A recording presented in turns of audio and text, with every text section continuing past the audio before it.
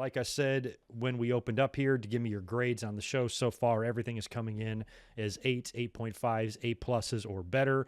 So I think overall people really, really enjoyed the show tonight. I know I did. They did something interesting in the beginning of the show. They actually opened up with the 8-man tag, but they did all of the entrances prior to the show going on the air. And AEW had tweeted out something like, go to our social media to watch all of these participants come to the ring. Because if you're doing an 8-man tag, all of that stuff might take quite a while. And as we saw from the match, I'm really glad they saved that extra 5 minutes of TV time so they could do more crazy stuff. I mean, it was one crazy dive, crazy flip after another. Really fun stuff there. Christian even took the spike pile driver on the outside of the ring on the floor. He was very protected. It looked very safe, but it was a way to get him out of the match. They took him away, leaving it basically a handicap affair. In the end, Jungle Boy gets caught. He gets to be victim of that triple kiss by the Bucks and Adam Cole again, and then he eats a 4-way BTE trigger for the win. The poor guy's head got taken off, and the Elite got the win in a pretty fun opener. I thought that match was just bonkers. The audience loved it. They had a little botch near the end where they tried the big Elite bomb, and they botched it, and Kenny, I think, sat down too quick or whatever, but they got their act together. The end of the match was getting a little bit discombobulated. It almost looked like they were trying to call some audibles out there, and I felt like the finish was supposed to happen, but it didn't, and they went through a few extra steps to get there. That was what I took away from it. But overall, despite that little hiccup there, it was still a super fun match and a great opener. And I like AEW doing something different and trying something new with not doing the ring entrances for a match of this size and conserving your precious TV time for really good in-ring action, which is what they did. So I thought the opener was really good and a solid way to start the show.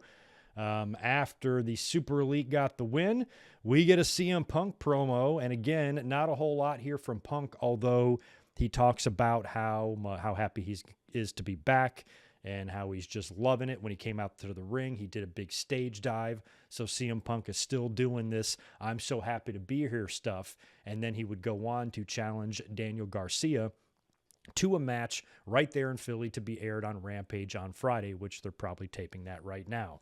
So I like all of that, but what I was saying during the watch-along tonight is that, if CM Punk is going to be back, that's great, but he's got a lot of buzz. He's got a lot of momentum from when he came back. And even though I appreciate that he wants to work with younger talent, that he wants to work with people like Ricky Starks and Will Hobbs and maybe even Hook and Daniel Garcia and all of that, I think that's great. However, I also think that CM Punk is such a massive name, and based on the response he got when he returned in Chicago, I feel like he's got to be involved in some main event stuff. I feel like this might be a situation of CM Punk trying to remain humble, trying not to go in there and start commanding all these big spots. I appreciate that from a professional aspect immensely, but at the same time, like, I kind of want to see CM Punk mix it up with some heavy hitters real soon. So if you want to do some stuff and give some rub to some young guys first, that's great.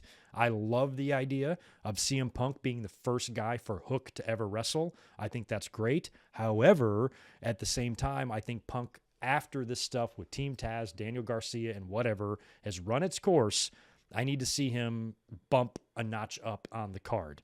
And you can come back and work with the young guys later, but I think he should capitalize on the momentum that he has, because of people, as people pointed out tonight in the chat and the watch along, that the novelty of just seeing CM Punk back is going to wear off. For some, it may have worn off already. It hasn't for me. I just still think it's incredibly surreal to see him on a pro wrestling show after 7 years. But I mean, at some point, I think he needs to bump himself up a notch on the card and, start doing a little bit more. But, he's kind of stepped aside and let Bryan Danielson handle that. So we'll see if he gets involved with the Elite or Adam Cole or Kenny Omega or MJF, something like awesome like that one day. But right now he's doing his thing, having his fun, doing his stage dives. But I'll give it a little while. I'll give it a few more weeks, maybe a couple of months. But by the end of 2021, Punk, I need to see it in there with some big names. Please, Greg would appreciate it.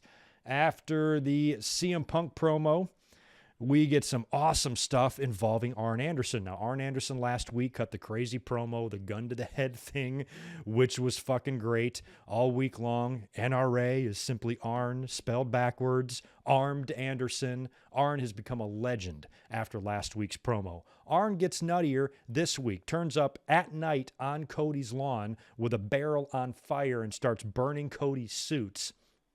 In his front yard, Cody hears the commotion, comes to his terrace up above in his mansion, and he's wearing this like really nice suit. Who just lounges around their house in a suit, in a pink suit, no less. Comes out to the front yard, but like, Arn, what are you doing? Arn slaps Cody in the face.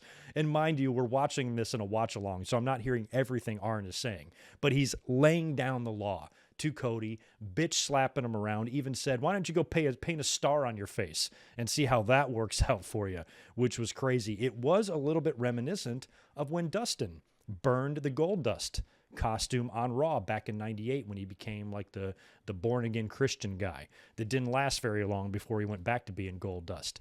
So they did all that in Cody's front yard, and it was basically Arn with the tough love to Cody Rhodes, and I really liked it. After that, we got the TNT title match. For some reason, I thought that this match was going to be the main event. I don't know why I assumed that, but it turned out to be next, and that was Sammy Guevara, who won the belt last week, being challenged by Bobby Fish coming over. I know he's been working a little bit in MLW.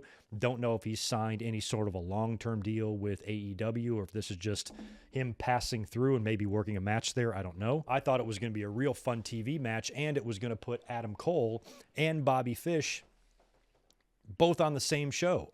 These two guys both worked matches 2 years ago on AEW Dynamite's debut when they went head-to-head with NXT. So 2 years later to see Bobby Fish and Cole on the other show now is just fucking eerie. The match was pretty good. Couple of funny spots from what I remember. I know Sammy kind of took a sick fall at one point, but Bobby Fish, who dealt with some health issues in NXT, looked pretty good here. And in the end, Sammy won with his GTS finisher thing and got the win, retained the title. After the match, he was immediately swarmed by Dan Lambert and his gang of MMA fighters. I know Paige Van Zant and Dos Santos was in the ring, and they all attacked Sammy Guevara. Chris Jericho and Jake Hager run down to Judas playing in the crowd, and they actually get the better of the MMA guys. Jericho outstrikes Junior, and I don't even remember what Jake Hager was doing. Dan Lambert powders out, and the baby faces basically stand strong. And Lambert in the aisleway then starts cutting a promo, and you can't even hear a word he is saying. This dude has got some nuclear heat, and I mean nuclear heat. Holy shit. Wow. Couldn't even hear a word he said. The Philly crowd was drowning him out. So Lambert proposes a match for Miami, I think on Dynamite next week, correct? And that's going to be Jericho, Jake Hager, and Sammy Guevara against Junior Dos Santos and the Men of the Year on Dynamite in Miami, I believe, next week. So Dan feels like that's going to be his home turf, and they're going to have the advantage. But holy fucking shit, did the crowd go crazy on Lambert here. That is as nuclear heat as you get. Now, it's going to be really interesting since Lambert is talking up Miami as his hometown. What's Miami's reaction going to be? Are they going to shit on him? Or are they going to side with the baby faces? That's going to be kind of interesting to see, especially if Lambert is going to suck Miami's dick all week long to try to butter him up to give him a good reaction when he gets there on Wednesday. But all I know is tonight here in Philly, holy shit, that was some of the loudest "We hate you" chants I've ever heard in my life. And I'm living right with you guys in the era of Roman and Cena and Charlotte. And I can't remember too many people that got heat as white hot as that. Whoa. So we'll see what happens on Dynamite next week. Pretty good stuff, though, overall in the promo, and especially the fans' response to Lambert tonight. Pretty good stuff. AEW's big announcement was next without Tony Khan. I think it was just Tony Schiavone in the ring, but Tony Khan was mentioned in the preview that he was going to have something to do with this, but Shivani was out there to basically make this announcement. Now, it was reported earlier on today by Fightful Select and first reported by Andrew Zarian that this could be a women's belt. That is what it turned out to be. It wasn't a tag team title, but it turned out to be the women's TBS title. So it's going to be a secondary title for the women, basically their version of the Intercontinental or whatnot. They have the TNT already, and they're going to make a TBS title. TBS takes over Dynamite starting next year on January 5th. They're going to have a tournament, and I believe Tony said that the tournament will start on the 5th and will not be, the winner won't be crowned on the 5th. It will start on the 5th. So that'll kick off the new year.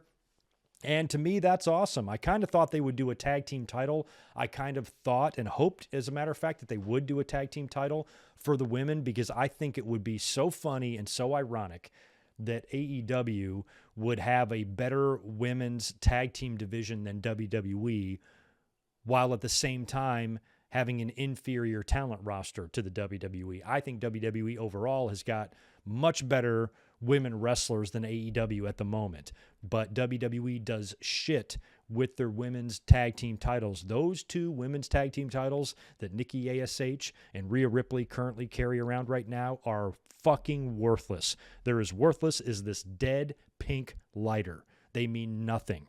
And AEW, on the contrary, is starting to build some duos and some pairings, and you've got like Ty Conti and Anna Jay and a few other teams kind of coming together here, and I think they could have fun with a women's division, and it could give some of your women a way to get more experience and get reps and get TV time and all of that stuff, and I think they would handle it and structure the tag team division with a lot more care and love than what WWE does, who just make shit up as they go, and as a matter of fact, they broke up 2 or 3 tag teams in the fucking draft.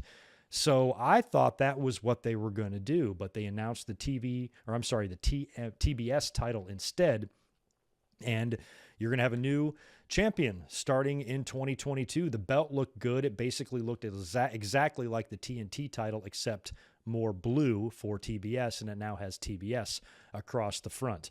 Now, even though I think the championship looked like a nice belt, I'm happy that you've got another championship in the company, and they're not rushing everything like it was a year ago that they debuted the TNT title. Now, another year later, they're debuting another belt. They're not going too crazy. They're doing things about a year at a time. I think all that's good. However, I do question why, and I don't like this when WWE does it either. I was complaining like crazy about it on Monday with the draft. I think that naming championship belts after the TV show they're on, or even worse, the network they're on, is only going to set you up for a potential obstacle down the road. Now, maybe WWE and AEW don't consider these things obstacles.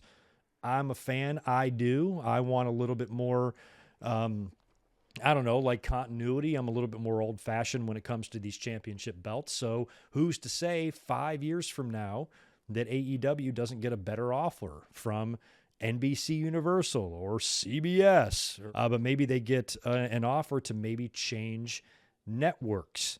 And then you're stuck with these TNT and TBS titles, which means you're going to have no choice but to change the names of them. Now, I'm not saying AEW is ever going to go to USA, but you never know. What if 5-10 years from now, they sign a deal with NBC Universal to be on MTV or USA or Sci-Fi? Do you think they're going to want a TBS championship on their show? No.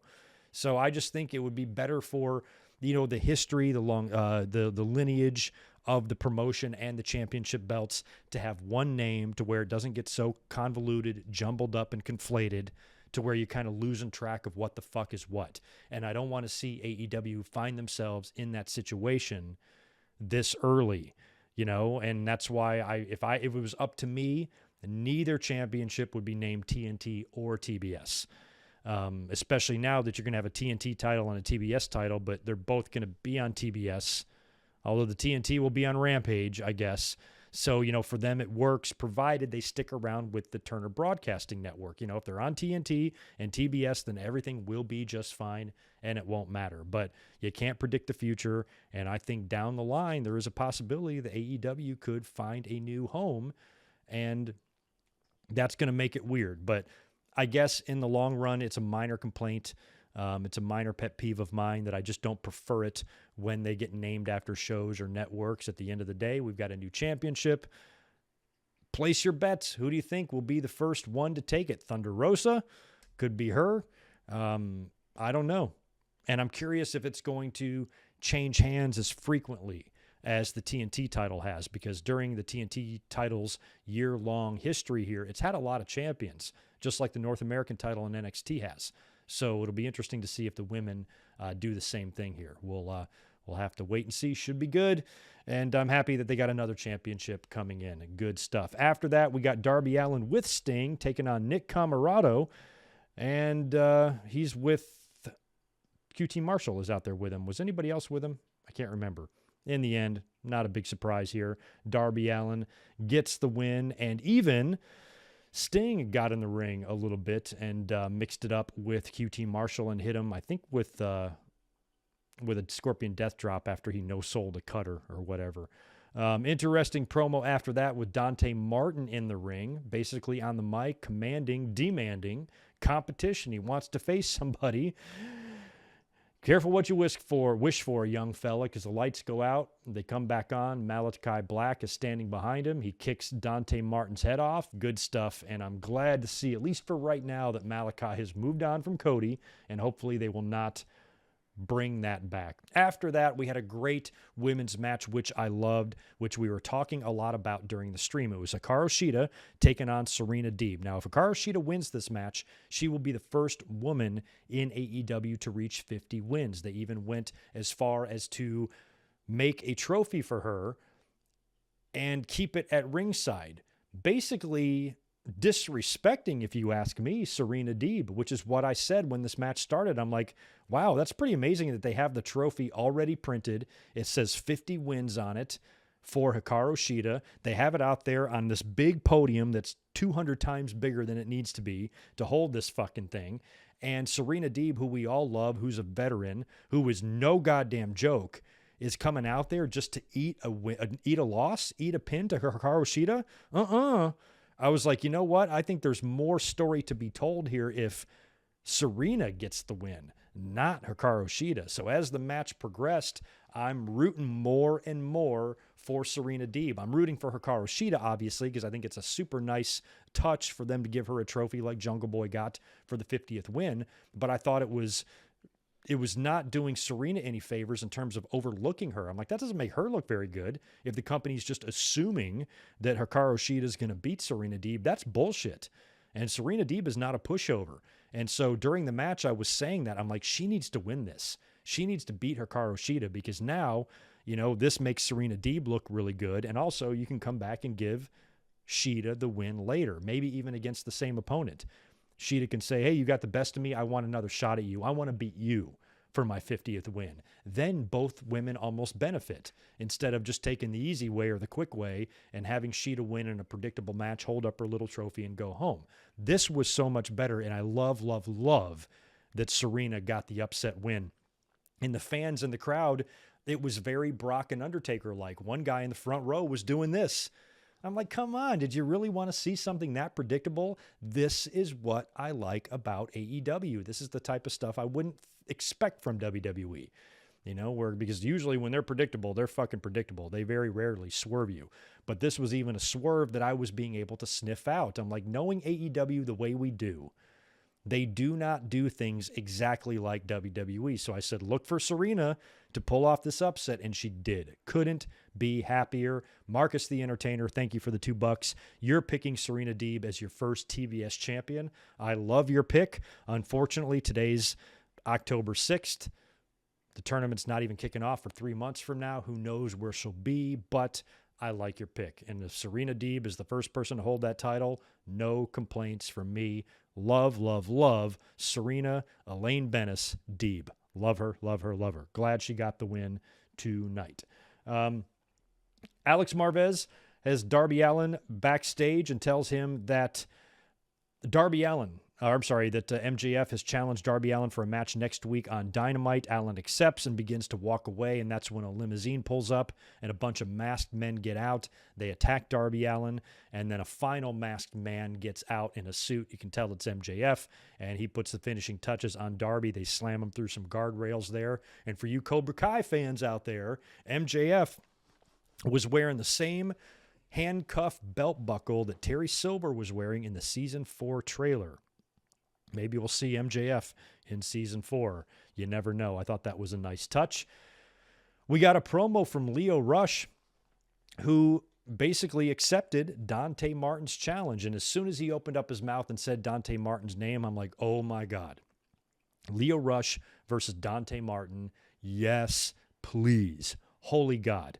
So hopefully that match happens sooner rather than later. I'm glad that Lio Rush could take a break from retiring to come back and potentially work a small little program here with Dante Martin. That's going to be for some fun shit, and that's going to have all sorts of athleticism involved there. And that brought us to our main event, the Casino Ladder Match. Participants are Jon Moxley, Andrade El Idolo, Matt Hardy, Lance Archer, Pac, and Orange Cassidy, and of course, your Joker. And it was being speculated all week who the Joker was going to be. We speculated here on the channel on Monday and over the weekend on the podcast on Saturday who the potential Joker could be. And I said I really have it narrowed down to two people and two people only. There's only two that I personally will accept or that I personally want. I shouldn't say accept, but I personally want. Here's who I hope. Number one, Buddy Murphy or Buddy Matthews. The reason I pick him is because usually these casino matches that determine title contenders feels like a lot of those times those matches just take place on TV, like Ruby Soho won at the pay-per-view to get the title shot against Britt Baker on TV. However, this casino is not a battle royal, it's a ladder match, and it's not on pay-per-view, it's on TV. So I was kind of thinking that Buddy Murphy would be a perfect guy to win because it can just set up a phenomenal looking, at least on paper, main event between Kenny Omega and Buddy Matthews on Dynamite one week, which was the very first match that came to my mind when Buddy was released from WWE. I'm like, you give me Buddy, and Kenny, I'm a happy man. I am a happy man. So I was kind of hoping for him.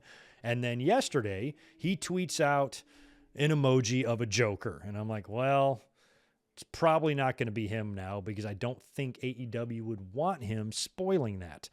So that started changing my mind again. I basically went from Hangman first, changed my mind to Buddy, and then started thinking Hangman again once Buddy tweeted out that Joker. And then tonight, I kind of thought that TNT title might be the main event. They made it the Casino Ladder Match instead. I'm like, well, Casino Ladder Match, main event, 2-year anniversary of Dynamite. You're not closing out your 2-year anniversary of Dynamite.